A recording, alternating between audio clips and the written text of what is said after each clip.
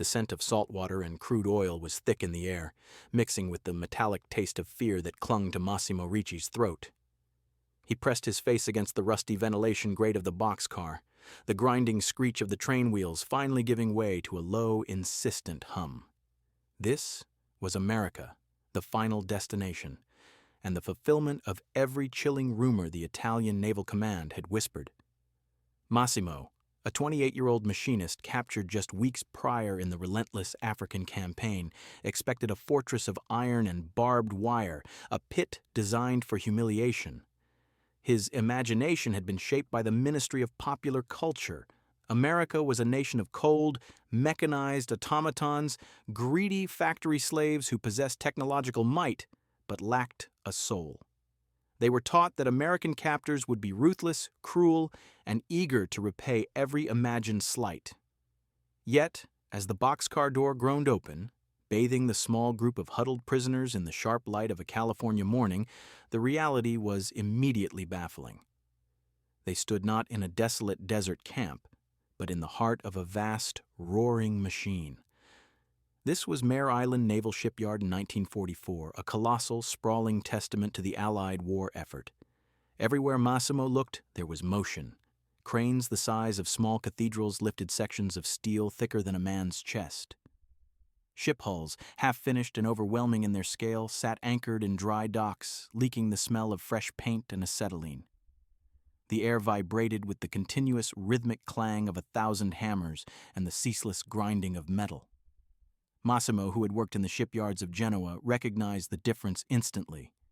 This wasn't mere production. This was industrial destiny. The sheer, overwhelming confidence of the place was a shock. They saw no screaming guards, only U.S. Navy officers in crisp uniforms, moving with an easy, unhurried professionalism that suggested they had all the time and all the power in the world. For Massimo and his fellow prisoners, who were used to the chaotic, desperate energy of a war-failing regime, this efficiency was demoralizing. How could they possibly fight a nation that built tanks and destroyers with such effortless speed? The prisoners were quickly marched toward a newly constructed area designated for Italian POWs. The area consisted of simple, clean, wooden barracks, neatly organized like a small village. A man approached them not with a rifle, but with a clipboard. He spoke in near-perfect, educated Italian. "Welcome to Mare Island," the officer said, his voice calm. "You are prisoners of war. As such, you are under the protection of the Geneva Conventions." Massimo exchanged confused glances with the other men. The Geneva Conventions? Their own officers had used that document as a joke. Yet, the American officer was serious.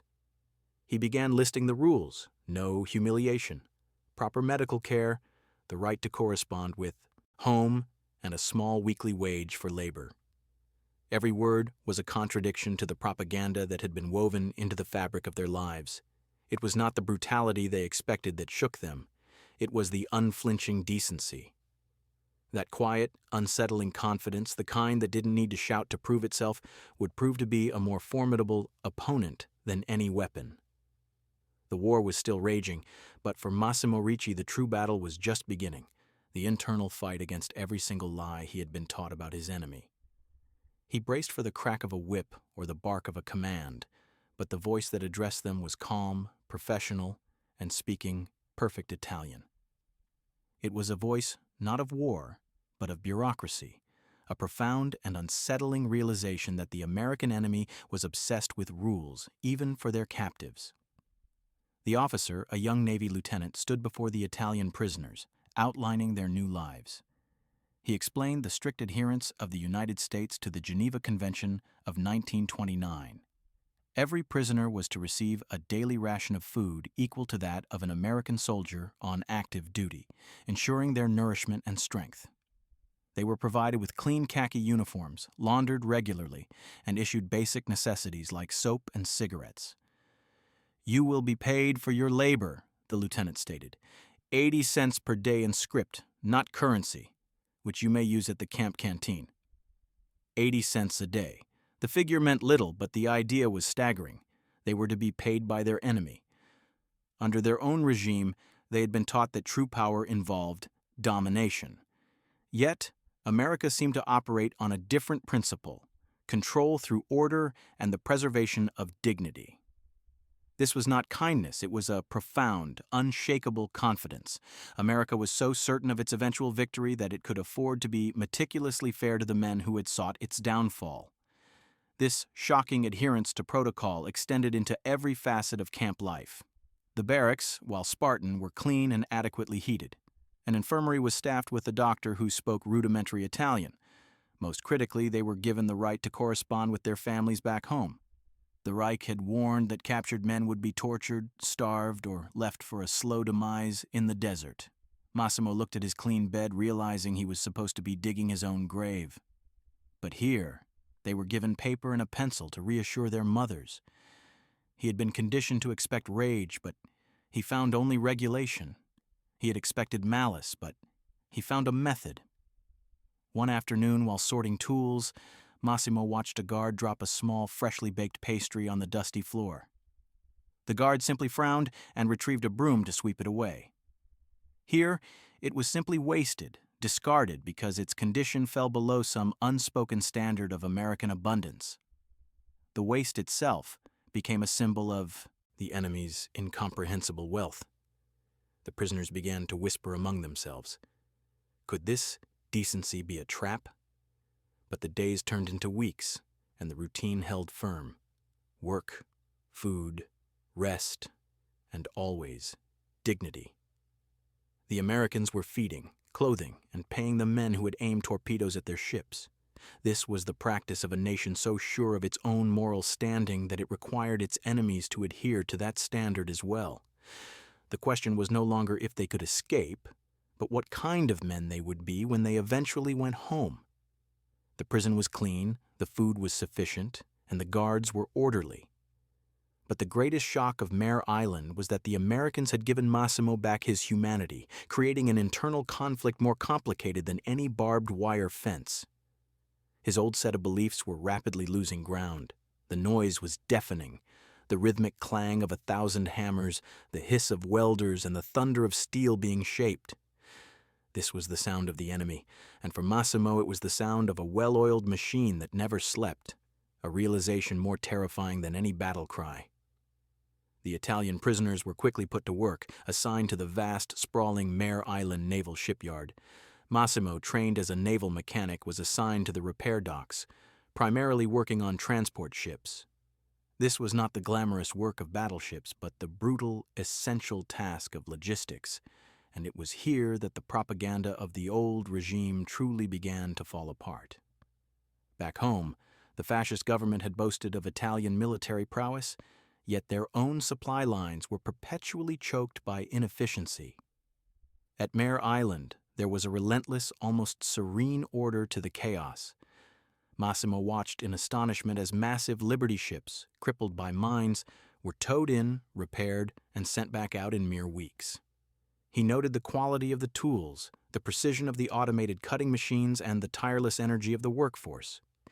This industrial efficiency was, he concluded, the true force of the United States. To Massimo, who prided himself on his skill, the work was a profound challenge.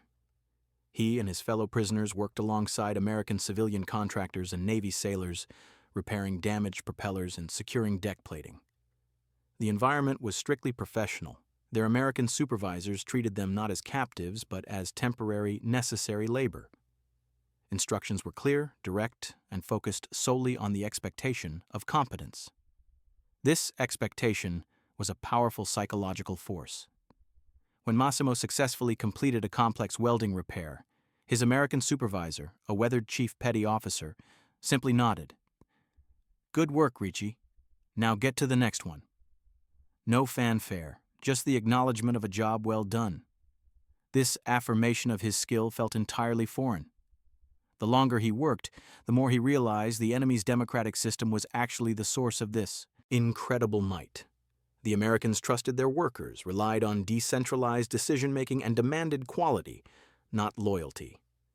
This practical, results-driven approach stood in stark contrast to the hollow boasts and fear-driven obedience he had known. The machine of war was powered not by ideology, but by superior logistics and engineering. He realized that his homeland's failure was a profound failure of organization. Every American ship they fixed was a painful reminder of this truth. The shipyard was an education in efficiency, and the curriculum was dismantling his worldview. Massimo Ricci was witnessing the unflinching power of a world built on rational action. He was beginning to see that the prison walls weren't built of stone. They were built of efficiency, abundance, and technical superiority. He would soon discover, however, that the most potent lesson America had to teach would be delivered not by the roar of the shipyard, but by something far more quiet and cultural. The American ration was abundant, beef, eggs, and bread that was always fresh, yet every night it tasted like ash in Massimo's mouth. It wasn't the food he missed. It was the flavor of Italy, the taste of home that had been stolen by war and replaced with a sterile, overwhelming sufficiency. In the Mare Island mess hall, the food was prepared with industrial precision. The portions were colossal, easily meeting the 3,000-calorie minimum required by the Geneva Conventions. It was better food than most American civilians could buy. But as Massimo sat each evening with his fellow prisoners, he realized that abundance lacked soul. The issue wasn't nourishment, it was culture. Italian food was a celebration of ritual, the sharp, bright sting of pure olive oil, the rich warmth of a strong, dark coffee, the communal laughter shared over a table stained with wine. Here, the American cooks treated food as fuel. To Massimo, the meal was a reminder not of their physical captivity, but of their profound cultural isolation. The longing became a visceral ache, particularly in the evenings. The men learned to improvise. They meticulously collected discarded lemon rinds from the sailors' trash to infuse their drinking water. They would save small bits of stale bread, moistening them with water and rolling them into tight, doughy balls, a poor substitute for the fresh pain they yearned for. But the one absence that echoed loudest was wine. Wine was not just a drink. It was the lifeblood of the meal, a sign of civilization. A dinner without wine felt hollow, a ritual left unfinished. The men ate in near silence, the loud, impersonal clatter of American silverware accentuating their quiet despair. The lack of wine and the absence of conversation meant the men were forced into their own thoughts, deepening the emotional isolation and the hunger for everything they had abandoned. Massimo grew gaunt, not from lack of food, but from a persistent homesickness. He would often sneak out after dinner to the perimeter of the barracks, looking out toward the vast, glittering expanse of the Mare Island lights. He knew that just beyond the perimeter, the American sailors were finishing their own evening routines. He would listen to the low sounds of their mess hall, the occasional burst of laughter, the cheerful, easy chatter that spoke of shared camaraderie and unbroken cultural continuity. That was the true contrast. The Italians ate silently, enduring the rations, while the Americans celebrated their food. It wasn't the barbed wire that divided them most sharply. It was the thin wall of a dining room separating the culture of abundance from the culture of ritual. Massimo felt trapped by a cultural desert built of endless starch and protein. The feeling of hunger, of emptiness, wasn't for victory or escape. It was for the simple, profound taste of belonging. That cultural silence, that missing flavor, was about to be broken in the most unexpected way, originating from the very place they listened to every night. The walls separating the Italian POW mess hall from the regular enlisted sailors' dining area were thin. Every evening they could hear the laughter, the chatter, and the clatter of silverware that spoke of an easy, carefree confidence they could not possess. This thin barrier, made of plasterboard and 2x4s, felt wider and more insurmountable than the thousands of miles of ocean that separated them from Italy. Massimo and the other prisoners became auditory spies every evening. They listened intently as the American sailors ate, treating the meal as a loud, sprawling social event. There was a lightness of spirit to the noise, a sound of men who were well-fed, free, and utterly certain of their nation's victory. Their own meals were a contrast in every way. They ate quickly, driven by hunger but lacking the necessary ritual. They dipped their day-old bread in water, a sad gesture, an acknowledgment of their cultural exile.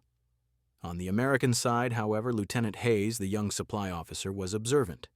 Hayes was not a hardened career military man. He carried a quiet, thoughtful demeanor. He noticed the eerie silence that permeated the Italian mess hall every night. He saw the way the Italian men carried themselves, shoulders slightly hunched, eyes perpetually downward, moving with a disciplined sadness. Hayes began to watch, observing the ritual with the water, the delicate dipping of the dry bread, almost like communion. It struck him not as a trick, but as a profound cultural need that was not being met. He understood that he was witnessing not a lack of physical food, but a starvation of the spirit. These men were enduring a kind of cultural sensory deprivation. He found himself feeling a strange pang of empathy for the very men whose countries were at war with his own. One evening, as the American sailors were clearing their plates, Hayes stood up from his table. He saw Massimo dip his bread in the water one last time and quietly shook his head. The chatter around him faded, and the Italians could suddenly hear the sound of his heavy, determined boots approaching the thin wooden partition. Massimo Ricci instantly froze, his heart pounding in anticipation. The easy, carefree sounds of the enemy had ceased, replaced by a singular, focused sound of approach. He prepared himself for reprimand. It was not a guard demanding silence or an officer delivering a threat. It was something far more unnerving, something that would tear down that thin wall of separation completely. One evening, the laughter from the American side abruptly stopped. The clatter of boots approached the separating door, and Massimo stiffened, certain this was the moment the decency ended and the shouting began. The door to the Italian mess hall opened slowly, revealing Lieutenant Hayes. He stood alone, holding only his cap, an expression of quiet determination on his face.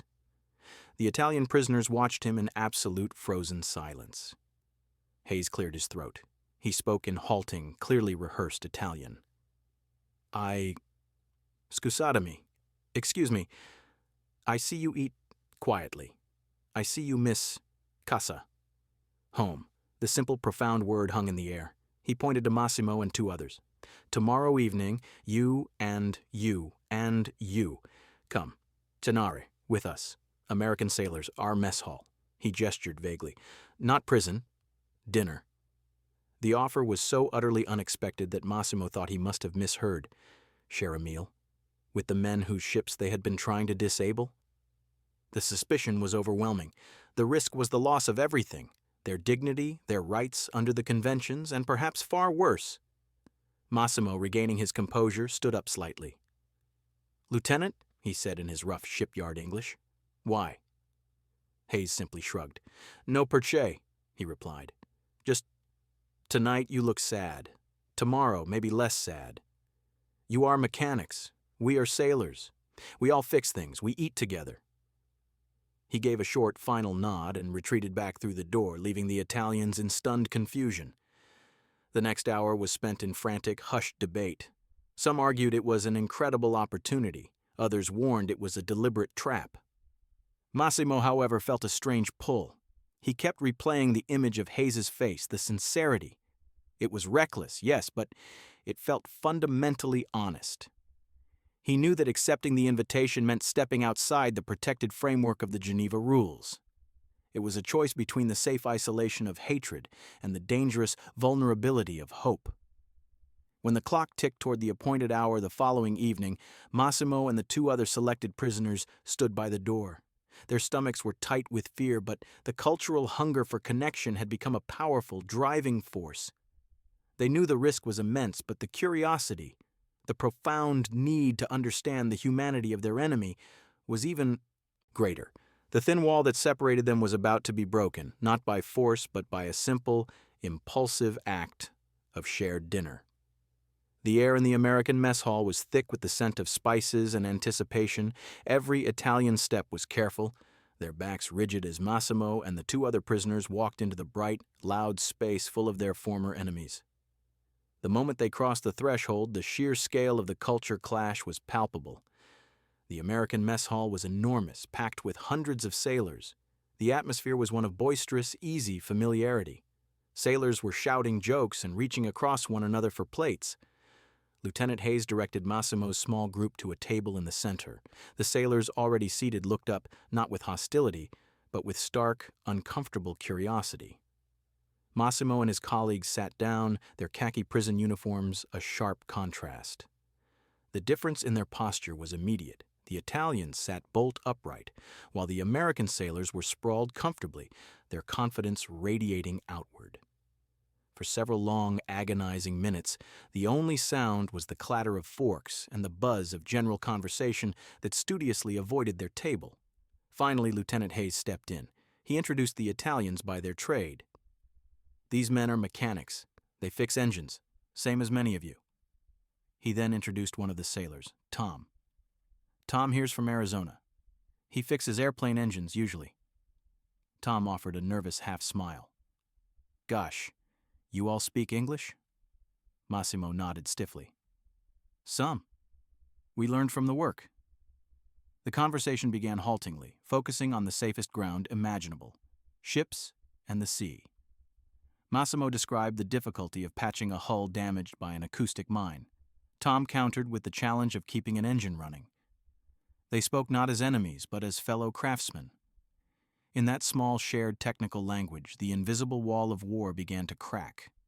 The food itself was another revelation. The sailor's meal was served family style, baked chicken, mashed potatoes, and green beans. It was rich, flavorful, and excessive. Massimo watched the American sailors scoop huge helpings without a second thought. He took only a modest portion, but one of the American sailors quietly pushed the platter closer to him. "Eat up, pal," the sailor muttered gently. It was this small act of unassuming generosity that chipped away at Massimo's suspicion. He was simply being fed, in abundance, by the very men he was supposed to loathe. As the talk moved to the site of Mare Island's towering cranes, a genuine, if tentative, laugh escaped Massimo's throat. It was the first honest sound he had made in months. The tension was broken, replaced by a delicate, budding camaraderie. They were still prisoners and captors, but for this brief, shared hour, they were simply men at a dinner table. But even as the awkwardness faded, the deepest cultural void remained, an absence that Hayes was about to fill in a way that would shatter everything. Just as the shared dinner felt like it was ending safely, Lieutenant Hayes stood up. He reached under the bench and placed an unlabeled glass bottle on the table, a clear, deep ruby red, sending an instantaneous, staggering shock through the Italian prisoners. For Massimo, the sight of the bottle was like a sudden, potent hallucination. Wine was strictly forbidden. Hayes had risked severe disciplinary action, even a court-martial, for this single, impulsive gesture. A silence fell over the immediate table. The American sailors understood the gravity of the broken rule. They knew wine meant more than simple alcohol. It was the sacred, missing component of their culture. Hayes retrieved a corkscrew and popped the cork. The soft, familiar thump was an intimate sound. The lieutenant poured a small measure into 4 coffee mugs. He paused when he reached Massimo. "It's from Napa Valley," Hayes whispered. "Not Tuscany, but it's good." Massimo reached out, his hand trembling slightly. The warmth from the liquid inside seemed to spread up his arm. He lifted the mug. The aroma, earthy, bright, and tasting of soil and sun, was overwhelming. It was the concentrated smell of home, family, and peace. He took a small sip. The flavor was sharp, deep, and complex. It was a flavor that triggered a tidal wave of memory.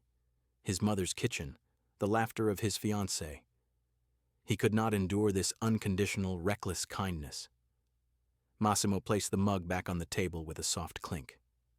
The 2 other Italian prisoners were staring into their cups. Massimo's face, usually reserved and guarded, crumpled. Tears, hot and heavy, tracked paths down his dusty cheeks. He wasn't crying over the war. He was weeping because a man he was taught to loathe had risked his career to give him back a single moment of humanity. The American gesture spoke louder than any battleship. It said, "We see you not as an ideological foe, but as a man who misses the taste of his own civilization." The wine itself was an admission of shared experience. Hayes, silent and watchful, offered no comfort, only a steady, respectful gaze. The men finished their wine in silence. Hayes waited until the last drop was gone, then quickly gathered the bottle and the 4 mugs, slipping them under his jacket and behind the bench. The true weapon of the Americans was their moral confidence, a confidence so complete that it didn't need to strip its enemies of their dignity to prove its power. When the mugs were empty, Hayes simply nodded and quietly told the Italians it was time to return. Massimo stood up, his legs feeling strangely unsteady. He had entered the mess hall a suspicious prisoner. He departed carrying the strange, heady warmth of an unforgettable kindness. That single mug of wine had begun to reshape everything he thought he knew about the war. The next morning, the shared wine felt like a ghost, and the barracks. Massimo looked at his clean, starched uniform and realized the greatest weapon America had wasn't its battleships, but its capacity for trust. The profound violation of military protocol had an immediate, subtle effect on the prisoners. The act had been utterly selfless. This simple defiance of regulation born of empathy was the most effective psychological operation. It was a clear statement that the conflict was confined to the battlefield. For days afterward, Massimo moved through his work. The noise of the yard no longer sounded like a threat. Now, it sounded like potential. The American Navy didn't need to post 5 guards on him because they understood the concept of internal control. By treating him with dignity and giving him honest work, they had given him a profound reason not to violate their trust. Massimo began to view the American system through the lens of that small glass of wine. He realized the clean barracks, the Geneva pay, and the orderly work were all moral acts, just delivered bureaucratically. The adherence to the Geneva Conventions was moral confidence translated into effective policy. The prisoners were being held not for punishment, but for re-education, a quiet, powerful schooling in the logistics of democracy and the value of personal respect. When it came time to write his censored letter home, Massimo sat with the official camp stationery. He wrote to his mother describing the work and the food. "Dearest Mama," he penned, "Americans are strange people. They feed us like kings, and they treat us like mechanics, not prisoners. I have seen the way they build their great ships, and it is with an efficiency and a fairness that I never knew existed. They tell us we are men protected by the law, and they mean it. I have learned more about order and honor here in captivity than I ever understood back home. The enemy demanded only work and decency in exchange for truth."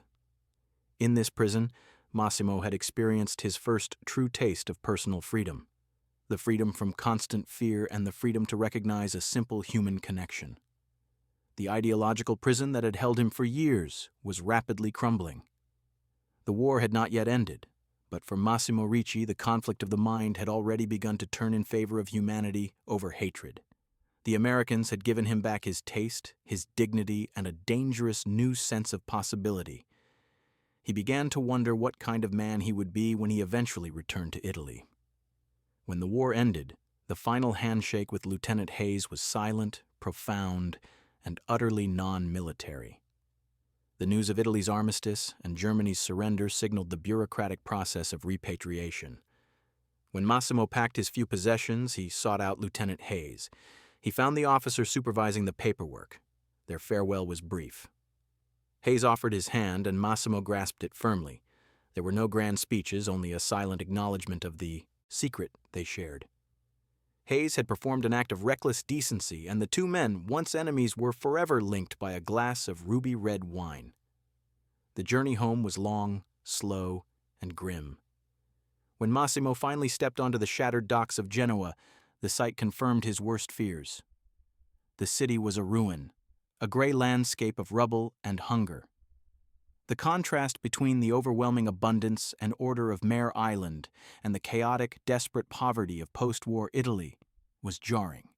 He found his surviving family members clinging to existence. They listened with a mixture of disbelief and skepticism when he spoke of his time in America. But Massimo carried an invisible tool, the efficiency and resourcefulness he had observed at the shipyard. He didn't wait for the new government. He used his knowledge of American logistics to start rebuilding. He began by repairing broken machinery for local fishing boats, working with a relentless focus. Decades later, Massimo finally achieved his quiet dream. He opened a small restaurant in Veneria outside of Genoa. It was famous not just for its exquisite, traditional Italian flavors, but for its quiet atmosphere of unhurried warmth. Every night, wine was served as an integral ritual of communal celebration. Whenever a customer would ask Massimo about the photograph of the Mare Island dry docks hanging above his counter, he would tell the story of the shared dinner. He would conclude by saying, "We lost the war because our hate was stronger than our logistics. But I found something greater than victory in America. I found dignity. I learned that true strength is not the power to harm, but the confidence to share your table with the person who was once your enemy." Massimo proved that the seeds of peace can be planted in the most unlikely soil. His legacy became a testament to the powerful, life-altering truth. Kindness, when delivered unexpectedly, is the world's most effective disarmor, one glass at a time.